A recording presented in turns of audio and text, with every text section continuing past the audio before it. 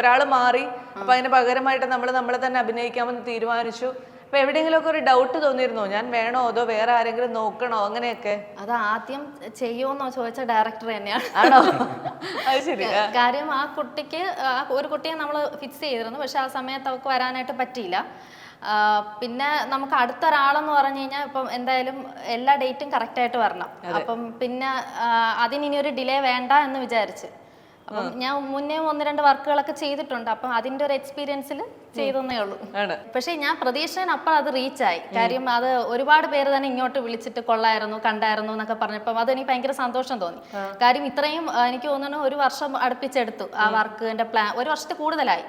അതാദ്യം first plan ചെയ്തു, ഇതിന്റെ പാട്ട് എൻ്റെ അടുത്ത് വരുന്നു, പിന്നെ നമ്മൾ ഒരാളെ വെച്ച് പാടിപ്പിക്കാൻ നോക്കുന്നു, അത് പിന്നെ മാറുന്നു, പിന്നെ അത് കഴിഞ്ഞിട്ട് പാട്ടിലുണ്ടോ ഇങ്ങനെ ആള് മാറ്റം? എല്ലാത്തിലും ഉണ്ടോ നിങ്ങൾക്ക് ആള് മാറ്റം?